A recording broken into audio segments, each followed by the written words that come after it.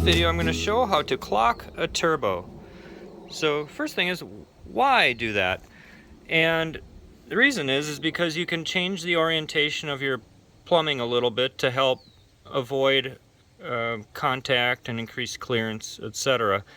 Specifically in this situation, so I have my 5.9 liter Cummins diesel with two turbos, 1 and 2, and this outlet pipe comes out of the second turbo and goes into the intercooler, comes into contact with the power outlet of the alternator, so there's a little bit of clearance issue there.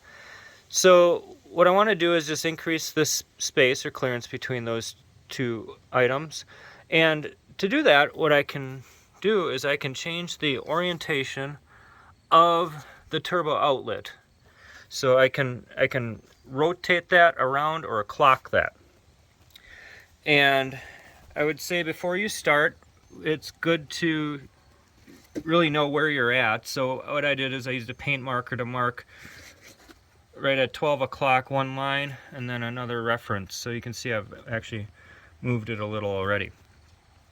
And then a couple days before you're about to start, spray it liberally with a rust penetrating agent, unless it's a brand new turbo. These bolts and the rotating surface there can be pretty finicky. So I recommend spraying something like that on 48 hours before you do the job, and then again 24 hours before you do the job. Just make sure it's nice and ready to go.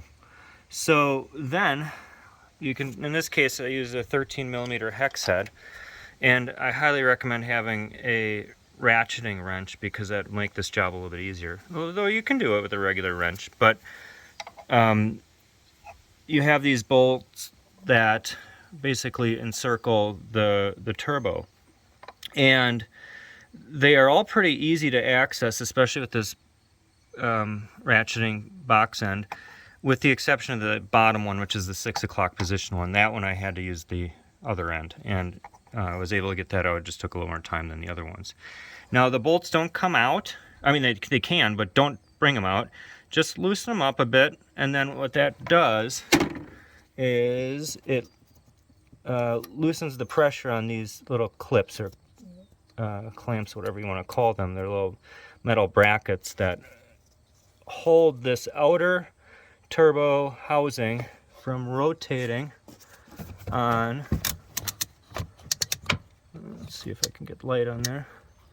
From rotating on the inner surface, that surface right in there. So this part of the turbo will stay fixed, and this outer part here will rotate. Now with this turbo here, which has been on here for a while, I actually had to use just a gently tap with the rubber mallet kind of on the bottom here.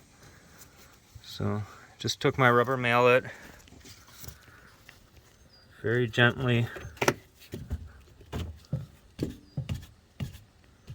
kind of tapped up like that on the turbo housing. You don't want to wreck anything, so be gentle. And then I could see it moved, okay? And that helped me out, and I can see that I'm actually where I need to be. Now, on this job, it doesn't make any difference because the rest of the turbo is fixed in place and mounted.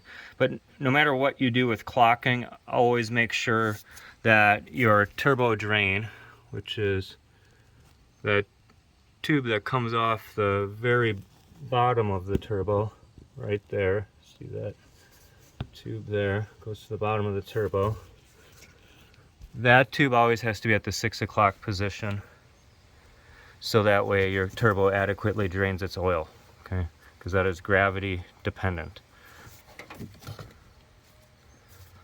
Okay, so there it is. We have clocked our turbo, and we have two beautiful turbos ready to run.